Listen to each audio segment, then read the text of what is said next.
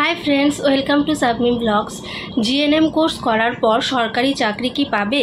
মাধ্যমিক, উচ্চ মাধ্যমিক এবং জিএনএমে কত নাম্বার পেতে হবে এই সরকারি চাকরি পাওয়ার জন্য? তো আজকে আমি এই ভিডিওতে এই টপিক নিয়ে আলোচনা করব। তো চলো দেরি না করে শুরু করা যাক। তো আলোচনা করার আগে আমি দুটো কথা বলি। আমি এতদিন আসতে পারিনি, তার দুটো মেইন কারণ ছিল।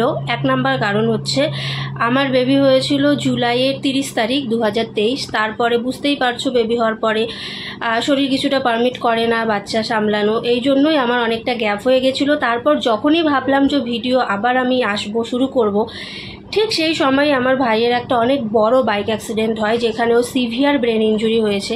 ঠিক আছে, তার মধ্যে ওর অপারেশনও হয়েছে ব্রেনের। তারপরে আমাদের কারোরই মানসিক অবস্থা সেই রকম ভালো ছিল না, ও খুবই সিরিয়াস ছিল। আর এই জন্যই আমি এতদিন আসতে পারিনি, তাই অনেকটা টাইম মাঝে গ্যাপ হয়ে গেছে, সেটা তোমরাও সবাই জানো।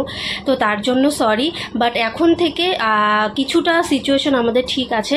আর এখন থেকে আমি এখন রেগুলার ভিডিও দিতে থাকবো, ঠিক আছে? ও আমাকে তোমরা অনেকেই জিজ্ঞাসা করেছো যে দিদি, আমি জিএনএম কোর্স করছি বা করতে যাব, তো জিএনএম কোর্স কমপ্লিট করার পরে কি সরকারি চাকরি পাওয়া যায়? কেন কি এখন তো কম্পিটিশন অনেক হাই হয়ে গেছে। তো আমার মনে হলো এই ভিডিওটা দেওয়া উচিত, তোমাদের অনেক হেল্প হবে। তো সেই জন্যই আমি আজকে এই ভিডিওটা দিচ্ছি। আশা করছি তোমাদের অনেকটাই হেল্প হবে। দেখো, এই জিএনএম কোর্স কমপ্লিট করার পরে সরকারি চাকরি পাওয়াটা পুরোটাই ডিপেন্ড করছে তিনটে জিনিসের ওপর বেস করে। এই তিনটে জিনিস কিন্তু পুরোটাই ডিপেন্ড করছে তোমাদের ওপরে। এবার তিনটে জিনিস কি কি? ফার্স্ট হচ্ছে যে তোমরা মাধ্যমিক, উচ্চ মাধ্যমিক এবং এইচএসে কত পার্সেন্টেজ নাম্বার পাচ্ছ। সেকেন্ড হচ্ছে তোমরা কোথা থেকে জিএনএম করছো।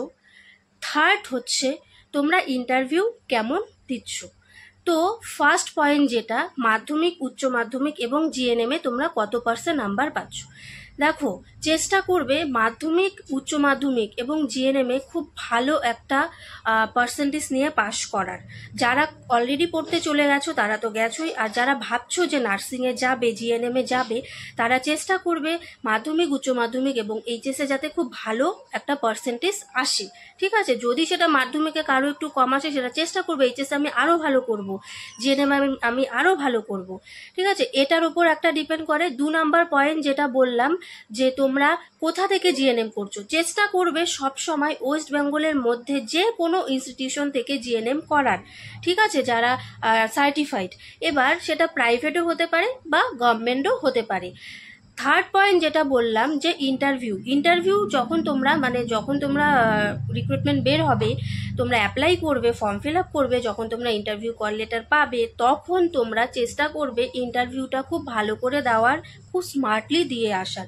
যদি এই 3টে পয়েন্ট তোমরা ফলো করতে পারো, তাহলে তোমাদের সরকারি চাকরি থেকে কেউই আটকাতে পারবে না।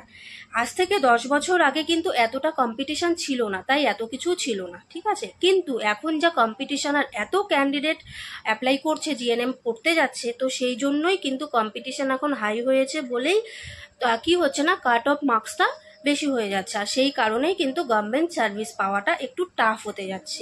বাট সেটা আমি বললাম পুরোটাই ডিপেন্ড করছে তোমাদের ওপর, যে তোমরা কিভাবে সেটা নিচ্ছ আর কিভাবে পড়াশোনা করছো। ঠিক আছে, যদি তোমরা এগুলো ফলো করতে পারো, তোমরা যদি এগুলো ঠিকঠাক করো, তাহলে তোমাদেরকে কেউই আটকাতে পারবে না। আর একটা কথা বলবো, যারা পড়তে অলরেডি চলে গেছো, যাদের মাধ্যমিকের নাম্বার কম আছে, এইচএসেও কম আছে, তারা চেষ্টা করো জিএনএমে 3 বছরে খুব ভালো একটা পার্সেন্টেজ করার। ঠিক আছে, আর ইন্টারভিউ যখন যাবে খুব ভালো করে দেওয়ার। সরকারি চাকরি দেখো, বেরোতে বেরোতে কেউই পায় না, কিছুটা ওয়েট হয়তো তোমাদের করতে হবে, কিন্তু চান্স এলে অবশ্যই তোমরা পাবে। ঠিক আছে, তো এগুলো জিনিস ফলো করো, অবশ্যই পাবে। সবসময় পজিটিভ থাকো, পজিটিভ ভাবো, দেখবে সবগুলো পজিটিভ হবে, নেগেটিভ কখনো ভাববে না। এটা আমার সাজেশন, যেটা আমি মনে করি, আর আমার সেটা প্র্যাকটিক্যাল লাইফ থেকেই এক্সপিরিয়েন্স। তো ঠিক আছে, আজকে এটাই ভিডিও ছিল। আশা করছি তোমাদের অনেকটাই হেল্পফুল হবে। আর আমি এখন রেগুলার ভিডিও দিতে থাকবো, তোমরা আমাকে সাপোর্ট করো, অনেক ভালোবাসছো অলরেডি, আরও ভালোবাসা দাও। আর আমার এই ভিডিওটাকে অনেক অনেক করে শেয়ার করো, লাইক করো, কমেন্ট করো। আর তোমরা আমাকে কমেন্ট সেকশানে জানাও যে আর কি কি টপিকের ওপর তোমরা ভিডিও চাচ্ছ, আমি সেগুলো একটার পর একটা পোস্ট করতে থাকবো এখন রেগুলার ওয়াইজ। তো আজকের জন্য সবাইকে টাটা, বাই বাই। সবাই ভালো থেকো, সুস্থ থেকো, টাটা।